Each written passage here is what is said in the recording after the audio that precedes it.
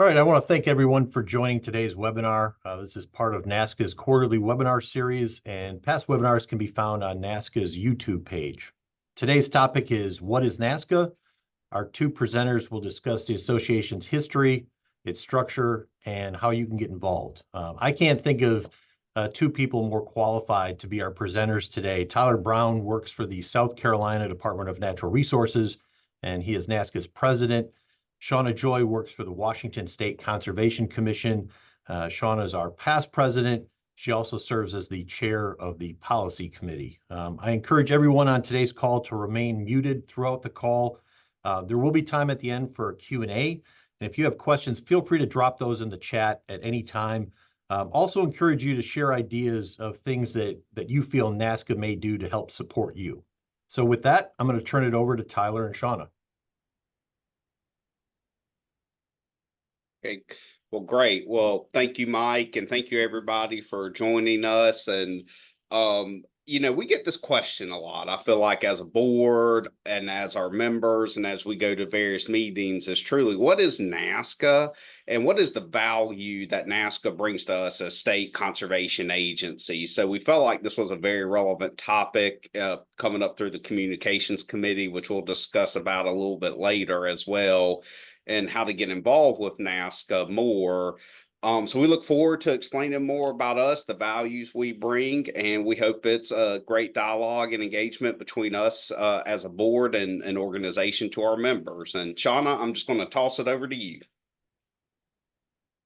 Yeah, hello, everyone. I'm Shana Joy, and I just want to say I'm so happy to see so many people logged in and joined us today, and some familiar faces and names, but a lot of new names as well. And so I look forward to getting to know and talk to each and every one of you if you have follow-up questions after this webinar, because it's one of the fun things that I really get to do. And you will see that I have a lot of energy when it comes to NASCA and what it can do for you and what it's meant to me over the years. And so without further ado, I think we can dive right in with our history.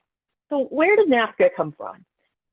Back in the 70s, way back in the day, yes, before I was even born, a group of state agency leaders like ourselves, they began coming together informally at National Association of Conservation Districts meetings and having great conversations and finding value in that network and that camaraderie. And so Roland Geddes from Virginia and a few others of our agency leaders back then decided to get together and make it official. And in 1991, they formed a 501c3 and created the National Association of State Conservation Agencies, or NASCA. And Geddes was our very first executive director back then, but really putting real structure on that network. Go ahead. So who are we? Who were those members back then who decided to get together and make this official? NASCA members are the agencies, state agencies, that have responsibility or oversight for conservation districts in their state. Now, this can vary widely. You may have noticed that Tyler works for Natural Resources and I work for a conservation commission. So the structure of our members varies widely, but it's that state agency that really works with their conservation districts in their state, sometimes also called soil and water conservation districts. Everyone on staff in those agencies is a member, from your administrative clerk to your executive director or your division director or your leader. Everyone in between who's doing that work is a NASCA member. And we serve and welcome participation from all 50 US states and territories. The more participation, the stronger our network and sharing is. Go to the next slide. So who are our leaders of this organization currently? We have a pretty simple structure for NASCA. We have officers and then we have region directors. And our current officers, Mr. President Tyler Brown with us today. Our Vice President is Nikki Brinson from Colorado, Treasurer John Switzer from Michigan, Secretaries Ashley Henderson from Alabama, and myself, the past president from Washington State. You can see we've got quite a great spread from around the country of representatives in our officer team. And then we have region directors to make sure that there's representation from every corner of the country. Representing the Pacific region is Delwyn. Now he's from the great state of Idaho. Northern Plains is Kent from Nebraska. I also want to give a shout out to Kent. He's a NASCA past president as well. North Central is Susan from Iowa. Northeast, Frank from New Jersey. Southwest is Jim from Utah. South Central is Chris from Arkansas. And Southeast is David from North Carolina. So if you've not reached out and made contact with any of these folks, please do. You will find they're an excellent source of information about NASCA. Let's go to the next slide.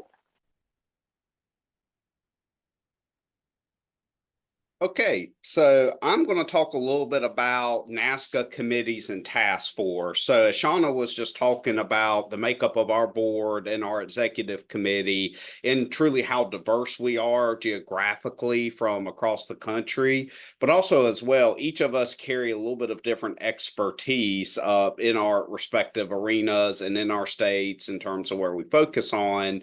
And we try to spread that wealth as well across our whole membership. You heard Shana say earlier, everybody in a state conservation agency is a member of NASCA. And I do think that historically has been something that's been a misinterpretation that only the agency heads or the program managers or leadership of soil and water in a state agency are just members. But individuals that are boots on the ground working for the agency, providing technical assistance, all the way up to those in the boardrooms with their respective commissions.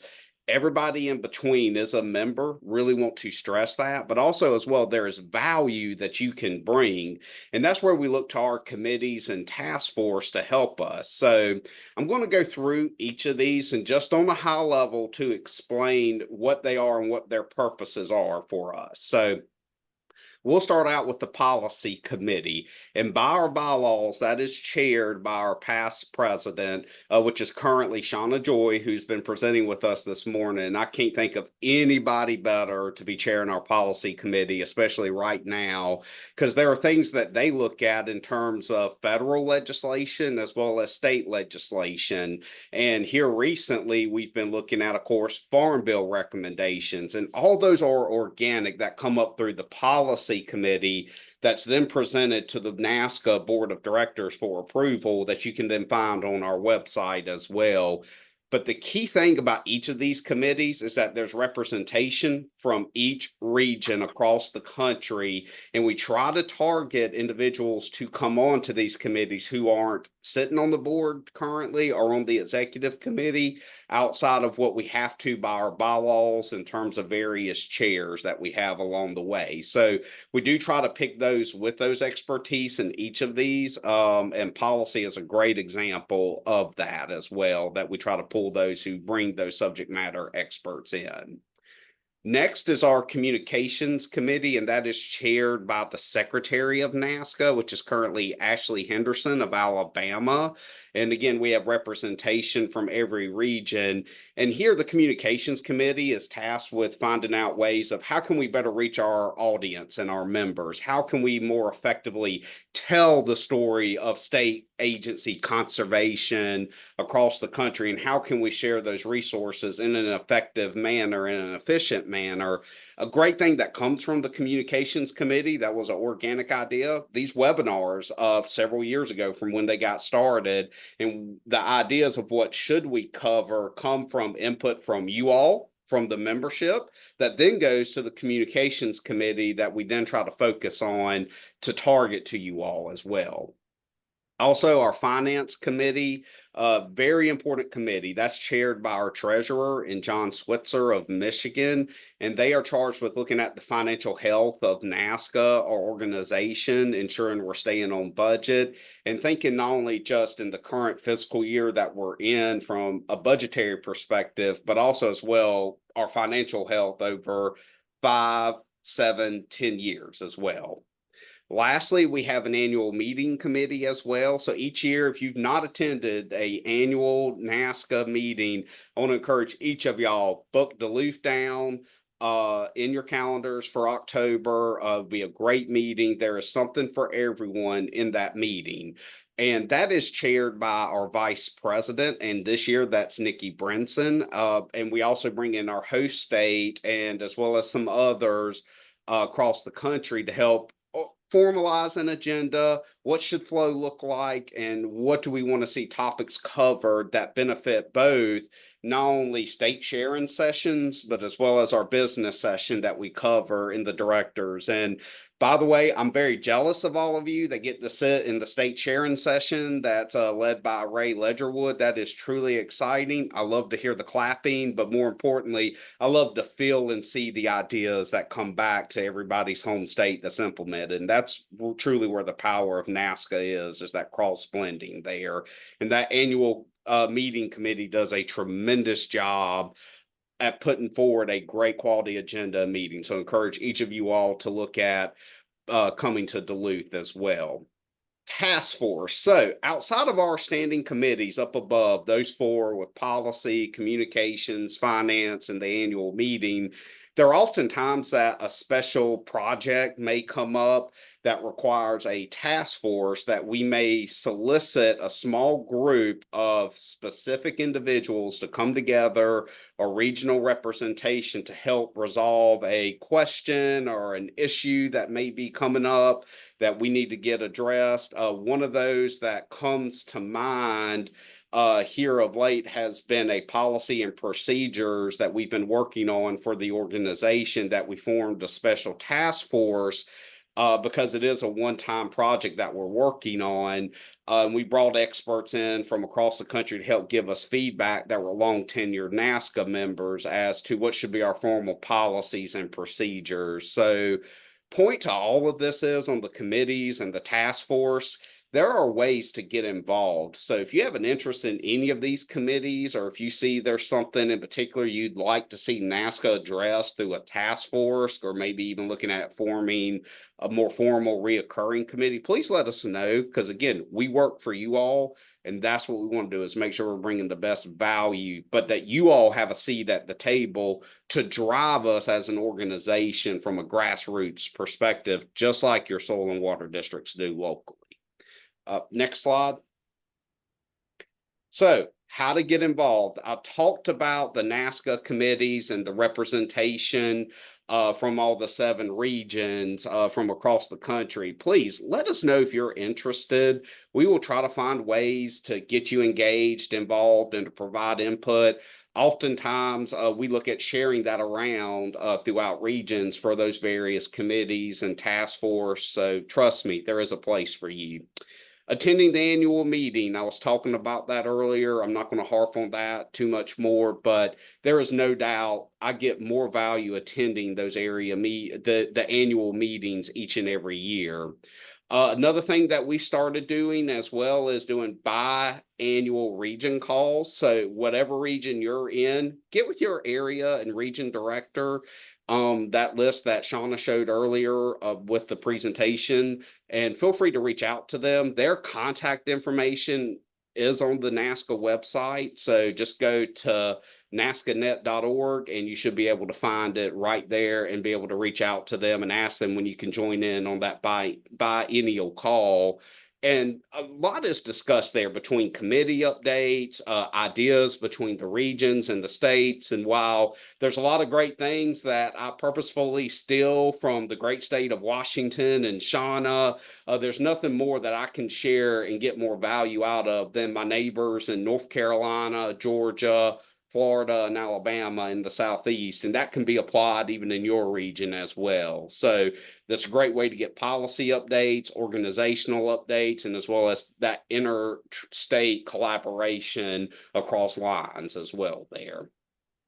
Another way is introducing colleagues and partners to NASCA. I encourage all of you, when you get off of this webinar, call your coworker in your state conservation agency that's serving conservation districts and tell them, get involved with NASCA, go to our website, find out more about our committees, and also utilize resources that we currently have, such as attending these webinars, but also as well utilizing the Ask NASCA tool. If you have not gone on our website, that's a button that you can click on And when you go there, you can pose a question to the NASCA membership and have answers to come back to you as well. And oftentimes, if you search in that Ask NASCA tool, you can actually find stuff that maybe you have a question on that's already existing and get some information right off the bat too as well. I know I utilize Ask NASCA probably monthly. And I also try to go in there and make sure I'm responding to questions as well. So even though you may not have a question, if someone poses something and you see it and you have good feedback, that's really where value comes in as members helping other members. Provide that feedback to them, and that way it's shared and everybody can see the great work that you're doing and how it can be applied in their home state as well. Reaching out to colleagues, my door is always open. I've never, ever have had an issue with any NASCA member that I've reached out to that hasn't given me time of their day and valuable resources and advice. And I try to return that as well as a two-way street. So don't be afraid to also reach out to somebody from another state or from even another region from across the country and bounce ideas off of them and see what they can do to help you, but vice versa, what you can do to help them as well. We have a great staff at NASCA as well. Mike Beacom is our executive director who kicked off this webinar. Oftentimes he is running a million miles in one direction and multiple directions as well at the same time, but he always makes time for our members. So if there's a resource or a burning question you have, Mike is always available, and as well as Kaylee as well for all of their resources that we do have. So again, I view it as in getting involved is utilize the internal networks that we have and our contacts. And of particular note, you can go on to the contact page on our website and really see who is the contacts for each state agency head. And if there's someone in particular you're trying to get in touch with, maybe you met them, you saw them on a webinar, but you don't know who they are, feel free to utilize that to help get started with that agency director to get you to who you need as well. Okay, next slide. So empowering members, and I was just talking about this a little bit with the peer-to-peer network. Shana, I'm just going to say I can't begin to think about the times that we've taken ideas from Washington and implemented it here in South Carolina and the impact it's had on us to get more sustainable funding for positions to support conservation and locally led conservation in particular, but also that enhancement of accountability and also enhanced services to our soil and water conservation districts as well. I can't begin to say enough on that. We talked about the Ask NASCA tool, but story sharing. We all have a story to tell about an issue or a problem, and it even could be about a partner that we're trying to get addressed or there's concerns. I can almost guarantee it. Someone has faced what you are facing in your home state right now. And NASCA is that perfect network to have those calls and to have those shoulders to lean on and to help you through an issue. You are not at this alone. No one else does what we do. We are so unique in serving conservation districts, and that is our power amongst us. Other things we also do is educational seminars and webinars like what we're doing now. We look forward to enhancing and doing more long-term for our member services. So if you think of things that would be helpful for you all, please let us know. I know our region meetings for NASCA, we just had our Southeast NASCA region meeting back in June in Gainesville, Florida, where we had great information shared across state lines, but we also took a moment to do a local work group seminar amongst us to learn how are you impacting local work groups in your areas as well. Training is another thing that we take a lot of pride in. If there's something that we see our members are needing to get trained up on across state lines, we want to be able to be that conduit to either get you to the right resources to take training or to help launch a training program that may help you all and benefit you all as well. And then there's, of course, helpful tools that we have across the way within on our website, as well as through our member states too, as well. Sean, is there anything you'd like to add in here in terms of empowering members?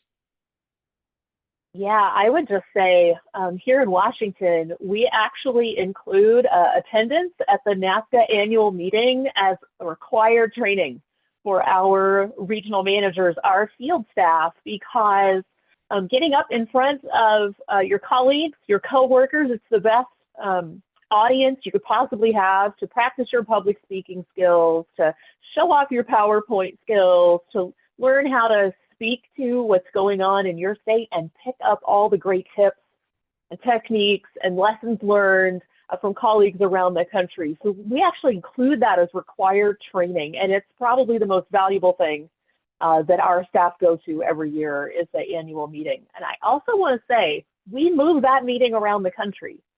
So if you're having trouble getting authorization to travel, or you're on a tight budget and you'd like NASCA to come to you in a future year, reach out and let us know, because we're mindful of that. We'll bring the annual meeting to your state so that you get to come and participate with as little pain and suffering and cost as possible. So just a couple of things to add to your comments there, Tyler. Absolutely. If I Go can ahead and go to the next slide. And if I can add to that too as well, real quick, Shauna, is that we also have scholarship opportunities as well to attend our annual meeting. Mike Brown, who is the most previous retired executive director of NASCA, we have a fund in name of his honor.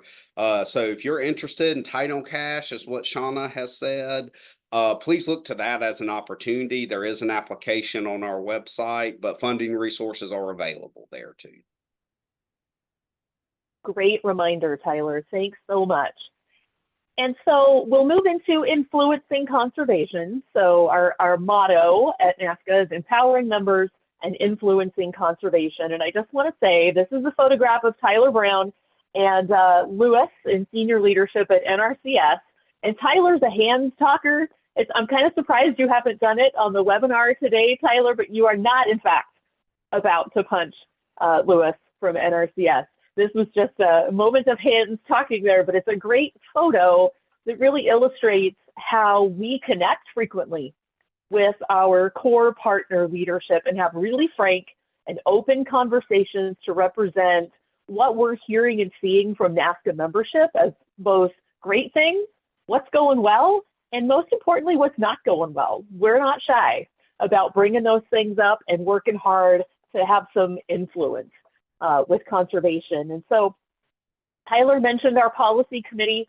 We tackle a number of topics all the time, every year, around policy recommendations. So yes, we put information out on what NASCA members would like to see in a new farm bill, whether that's a 2024 farm bill or a 2025 farm bill, whenever that actually finally happens. We did that piece of work most recently, but also we got together and put out recommendations for the 2018 Farm Bill, the one we're all operating under right now, and most specifically around the Regional Conservation Partnership Program, or RCPP. We had heard a lot of feedback and input and experiences from our members. We put that together in policy recommendations, and we actually saw some great improvements to RCPP come out in the 2018 Farm Bill and the subsequent policy interpretations from NRCS. So while I do not claim the program is perfect, no program ever is, there's still ways to go. We actually saw some great impact coming from that work that NASCA did. We're also working on a number of other topics right now around the Emergency Watershed Protection Program. We just adopted some updated recommendations around how that program could improve. And we're also talking about training, certification, and job approval authority for member staff and conservation district staff. We're talking about sustainable funding for conservation districts. We're talking about nutrient management planning and different ways that could be improved working together. So a few topics that are in ongoing conversations. If you have anything to say or share or concerns or questions about any of those, please feel free to reach out to me as the policy committee chair or Mike Beacom or your regional representative, and you'll find who those folks are on NASCA's website. It's all listed out there for you. So we interact regularly with the Conservation Partnership. That includes not only the Natural Resources Conservation Service, but the National Association of Conservation Districts, or NACD, the National Conservation District Employees Association, NCDEA, and the National Association of RC&Ds are a part of our conservation partnership. So Tyler, in his role as president, has frequent communications, and so does Mike Beacom, our executive director. When it comes to coalitions, we're always keeping an eye on what other entities and organizations out there are doing, or positions they're taking, or goals they have with natural resource conservation. And so we look at the Association of Fish and Wildlife Agencies, NASCA, the Departments of Agriculture Association, and we look for ways that we can get our voice out there when important things come up, not only the Farm Bill, but the Endangered Species Act, policy in Congress, and all of those sorts of things. So don't think we limit ourselves to only what we do with conservation districts. We try to put NASCA's voice out there a lot. And to figure out what NASCA's voice should be, it's not just what comes into my head or Tyler's head. We put out surveys, and we try not to do this too frequently because we know it's easy to give people survey fatigue. But when you do see a NASCA survey come out from us, it's because we really want to know what you're dealing with, what you're thinking, what your challenges are, what your successes are, so we can build on that and amplify that, work on the issues you might be facing. So we do those periodically. Go ahead, Tyler. And I do want to add, with those surveys, your opinion matters. And Shana was hitting on this earlier with the policy recommendations on Farm Bill and anything that we send out, whether it's related to the organization, an initiative, or policy. Please provide us feedback, because we're doing our best to represent you, and no one knows what's going on better in your state than you. So please give us that information as what you're willing to share and spread, so that we can represent you best as an organization. I can assure you, we are standing up for you in anything that you give, and we take that wholeheartedly to heart. Absolutely. And I would say, if you have information or feedback that you're not comfortable putting in writing or entering into an online survey platform, which we usually use, feel free to give Mike Beacom a call and share that over the phone, right? If you're like, wow, I ran into this buzzsaw so badly and I really want to share this, but I do not want to put it in writing, that is completely okay. That's another value of our NASCA network, that we can share those things amongst ourselves. But give Mike Beacom a call and share that, and we'll carry that information while protecting who you are and which state the issue or lesson came from. We've already talked about the Farm Bill recommendations. You can find those on NASCA's website. So if you're interested what our position is on the current pending Farm Bill, feel free to take a look and download those. And if you have any questions or concerns, reach out to myself or Tyler or Mike Beacom. And Mike Beacom did drop those recommendations link in the chat, so please feel free to open and look at that at any point in time that you'd like to as well. Excellent. Thanks for being so Johnny on the spot, Mike.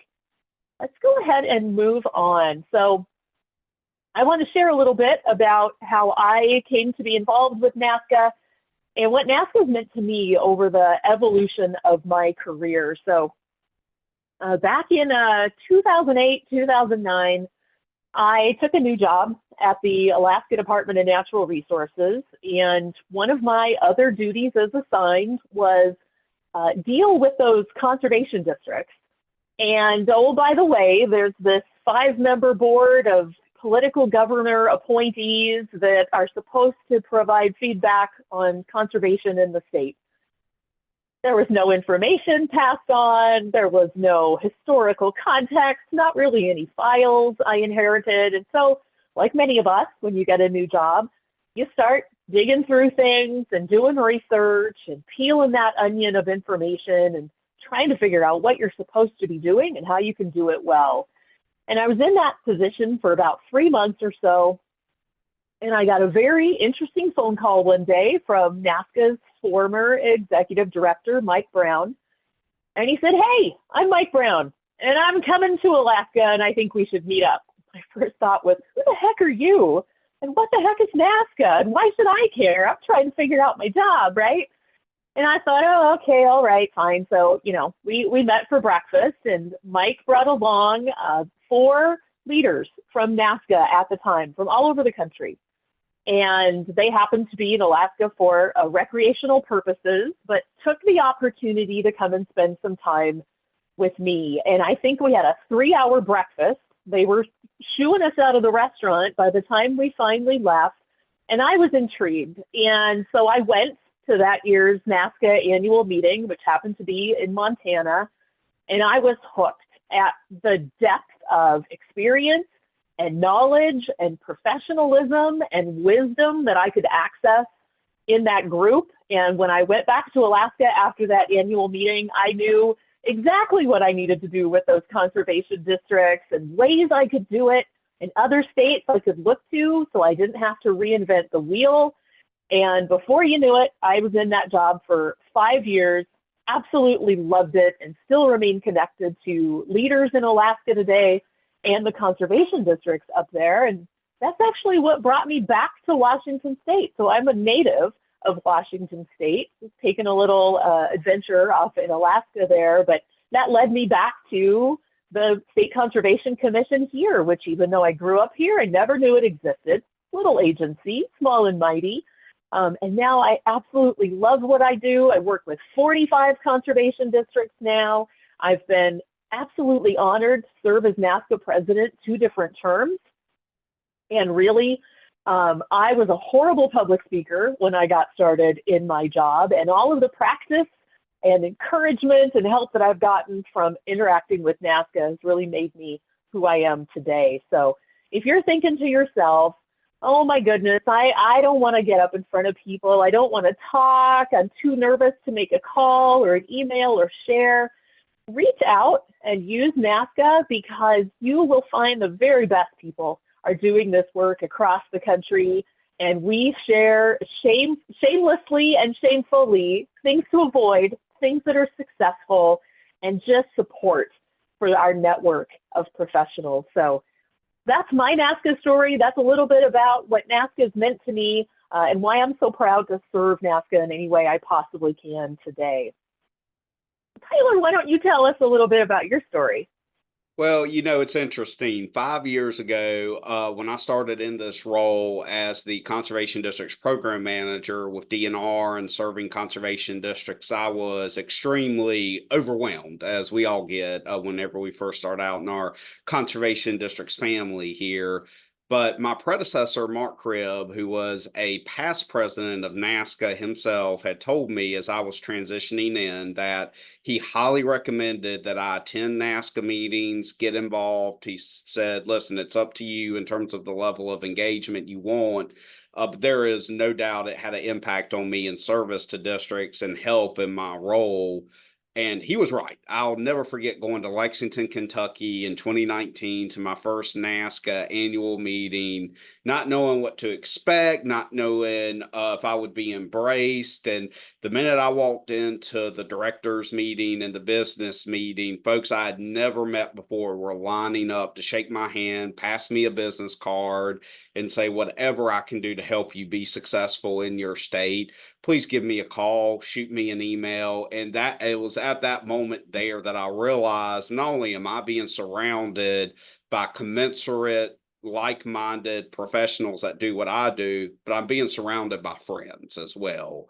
So throughout my past 5 years, in 2020, right before COVID hit, I was asked to serve on the Southeast Region Rep Board. So I came on there as the Southeast Region representative and loved every minute of it, even in spite of COVID, doing away with meetings, because we quickly realized we could start doing more virtually to help our members and to help our region.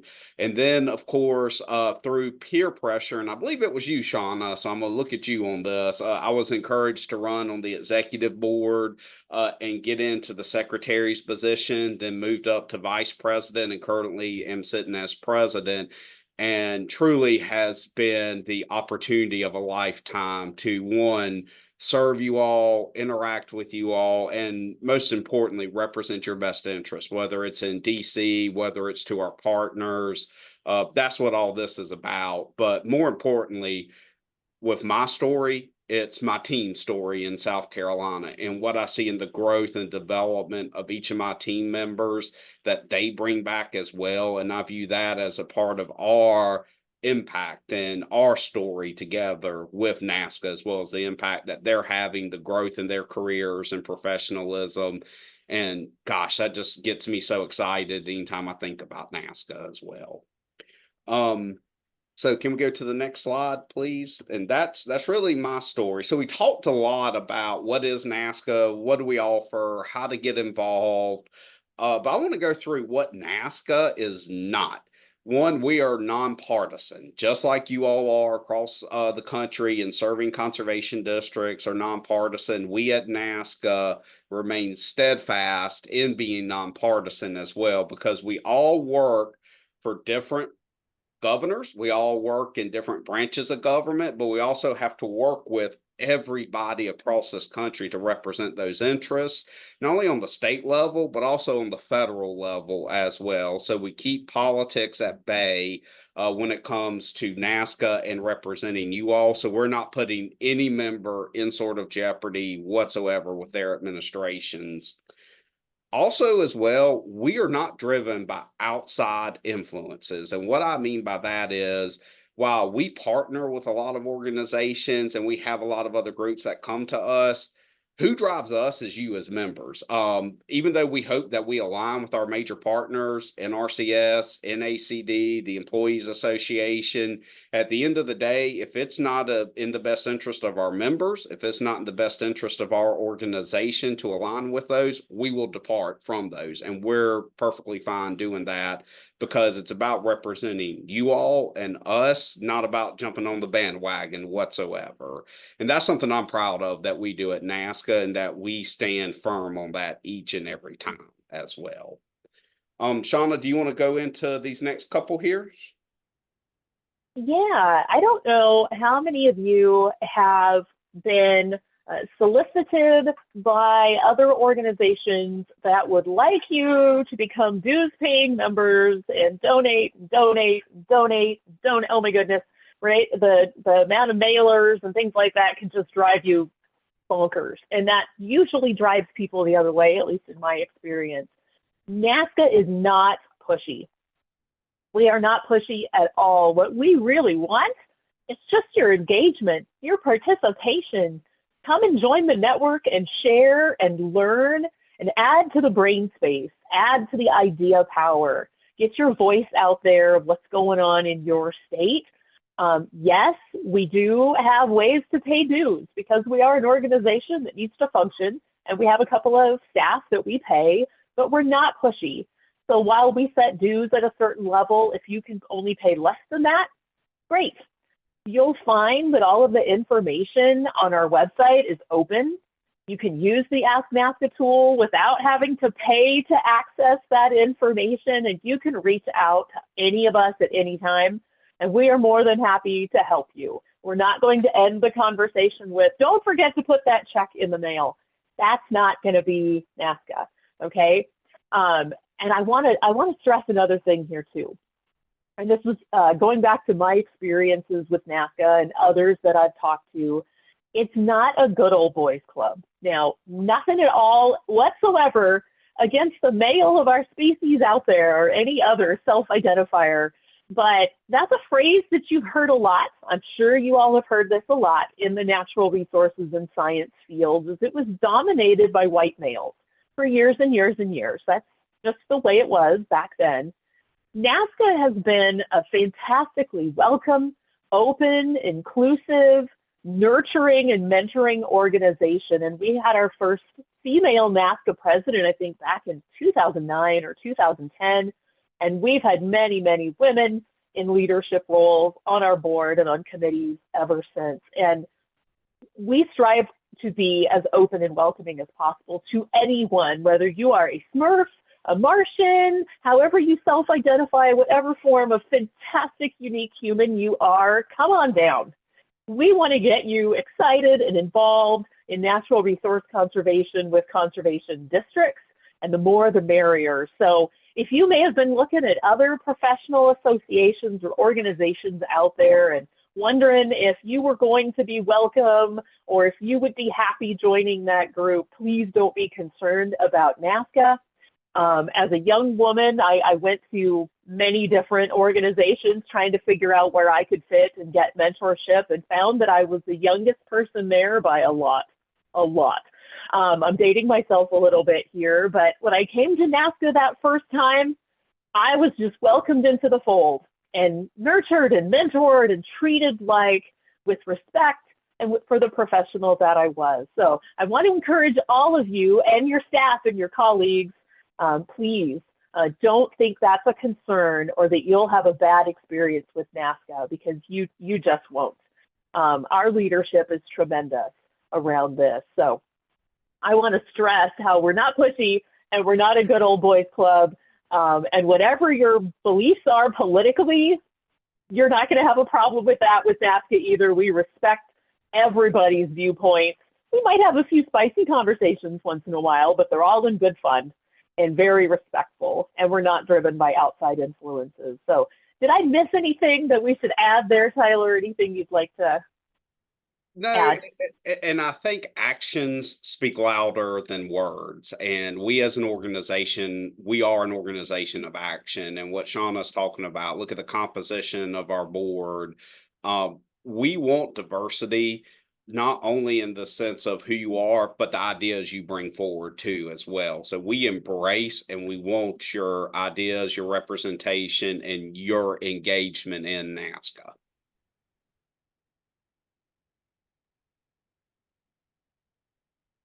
So I think we might be ready for questions. So we'll move into the question portion. As Tyler noted, I did drop the NASCA Farm Bill recommendations into the chat. I'll also put a link for our 2024 annual meeting in Duluth and a link for the scholarship that they referenced earlier. But again, on the questions portion, if you have questions, drop them in the chat. One that was sent to me, Tyler or Shana, who's ever comfortable, with the committees, how much time should someone expect if they join one of the committees? What's the commitment look like? Great question. And I'm gonna let Shana talk more about the policy side of it, but just overarching for the other committees, it just really depends. We do look at maybe once a month, depending on like communications, for example, of what's going on there. They may meet once a month just to share ideas and just stay in that constant contact, usually no more than an hour. But there are cases when like the annual meeting committee, they're only going to meet probably beginning in May and then run until about the mid of July, but they may have several calls there in between a little bit more frequently as well. So it really just depends on the committee. Shana, do you want to talk about the policy committee? Sure. So we meet once a month for an hour, and we might add a meeting here or there if deliberations on the Farm Bill really heat up and we need to provide some feedback in a little more timely manner.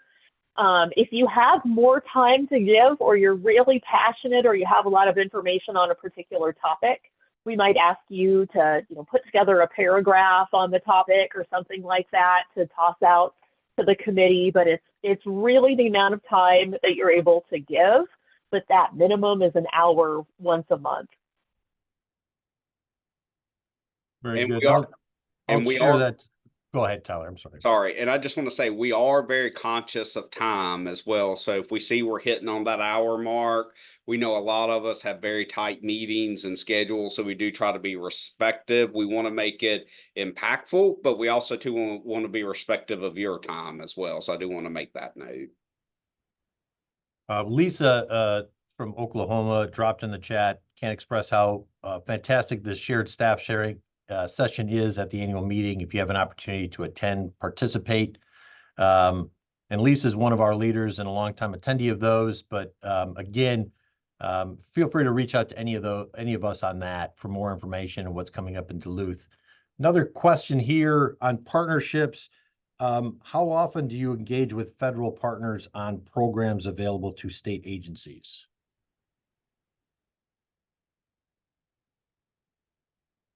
I can lead off if you'd like, Tyler. Yes, please. Yeah.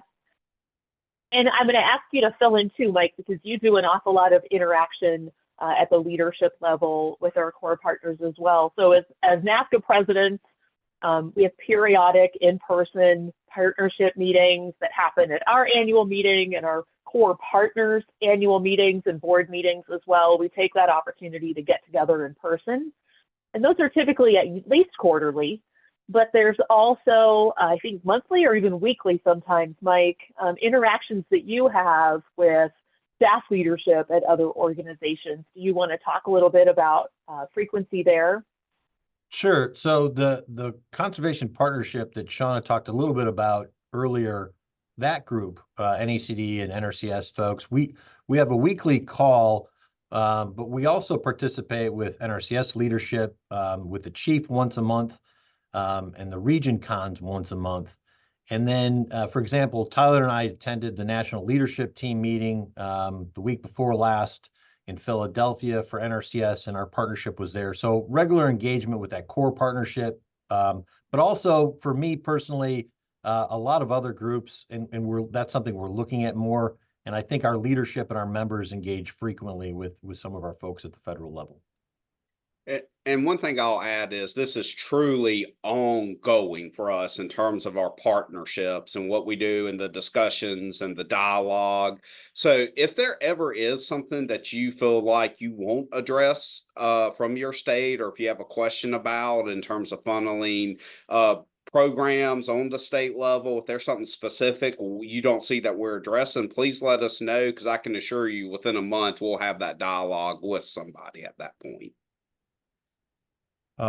Brian from the Association of Conservation Executive Directors just mentioned their engagement, and that's another group that we have had frequent conversation with. It's a newer group, but the Conservation District Executive Directors is somebody all of our members engage with, and a group that we plan to have more engagement with. Blair from Virginia wanted to know just a little bit more about the staff sharing session. Tyler or Shana, can you give more details? We got about 50 people every year that attend that, but can you talk a little bit more about the guts of that session? Sure. Shana, I'll kick it off if you don't mind, and then I'll punt it to you. So every year at our annual meeting, we have really two tracks of what goes on. We have the NASCA business meeting, where we're really talking about the functions of NASCA, what's going on, some of the high level stuff. And then we have the state sharing session as well, where folks from all across the country, as Mike said, roughly about 50 to 60 on average are in there. And everybody gets up and talks about a project or an initiative of what's going on and something new that they've implemented or something that they have been implementing, and just share the ups and downs, what's going on with that. And everybody has an opportunity to share something, but more importantly, you also have the opportunity to listen to what others are doing as well. Ray Ledgerwood has been doing this session and facilitating it for, gosh, I don't know how long, but he does a fantastic job at keeping it engaging as well as impactful as well. And what I can attest to from a personal perspective here at the agency, we've taken a lot of the ideas from the state sharing session and implementing them here in South Carolina. One thing we did a couple years ago, we stole it from the great state of Washington, was an annual report idea. And by doing that, we were able to bring awareness across all of our districts to our state legislature. That brought an increase of funding to our districts, and as well as provided us 2 new positions as well for regional support. That little idea that we brought back, that little seed that we planted from that state sharing session, has had such a huge impact there. So that's usually the makeup of it and what we've at least seen out of it here from our state. Shana, is there anything you want to add to that? Just that it's a tremendous opportunity to build a professional network who can help you out when you're in the midst of a problem or an issue or a situation or a new opportunity throughout the year. You get to meet a tremendous amount of people and really build that professional network, practice your skills. That's why we call it training when it comes to sending our staff there. Really build skills, bring back fantastic ideas so you don't have to recreate the wheel. And thank you, Lisa, for pointing out, since 2005, that session has been going on, and frequently We find that folks who would normally sit in the business meeting spend time over in that staff sharing session too because of the value. And we're doing more to bring the two together a lot more often going forward into future meetings as well, because there's so much great information shared there. So if you get a chance and you can make it to Minnesota this year, please come on down and join us, send someone. We're looking at a location in Texas for next year in 26. So if that's closer to you, maybe plan on that. We do not have 27 or 28 planned out. And so if you'd like us to come to a meeting facility near you, reach out to Mike Beacom or Tyler Brown and let us know that. And one of the things too, I'll point out with our annual meeting as well, I talked about the 2 tracks. During odd years, we had this last year in Salt Lake and we'll have this next year in Texas. We do a joint meeting with the National Watershed Coalition as well, which also provides a huge impact there. I know in South Carolina, we have oversight of our watershed districts and there's a lot of bleed over there. And we have a dedicated position to watershed district coordination and administration that person sits in on that track as well during those meetings. So if you have a watershed interest as well, there's value there too, especially on those years that we're co-hosting with NWC. Very well. And Watershed Coalition, not one of the conservation partnerships, but very much a core partner of NASCA. So we're out of questions. Shana, Tyler, any final words before I give a wrap up here? I'll just say thank you. You want to go first, Tyler? Yeah, sure. I just want to say thank you all for your time today. More importantly, thank you for your efforts in NASCA and this organization and being a member. We serve you all. NASCA is you at the end of the day. So anything we can do to serve or help with, please let us know, let Mike know. We look forward to seeing you all here soon as well. And my doors are always open if you need anything. You have my contact information on there. If you're not comfortable reaching out to me, we have Shana, Mike, and Kaylee as well. There are no silos in this organization. I can assure you that. Thanks so much, Tyler. Thank you to everyone who joined us today. Share the link to this recording with your colleagues when this comes out, if they weren't able to join us live today. And if you're able to continue to join our webinars, join a committee, visit us at an annual meeting, I think you won't regret putting your time into NASCA. I think you're going to get just as much as you possibly can out of it. I know I have, and many other folks I talk to have. And it's one of those few places where you're going to get more than you put in. So thank you all again for being here today and listening to us prattle on about an organization that we are very passionate about. All right. And I'd like to thank Tyler and Shana for presenting today. As noted, this will be posted and shared through our newsletter. And be on the lookout for our next NASCA webinar, which will be the 3rd Wednesday in October. So thanks to all.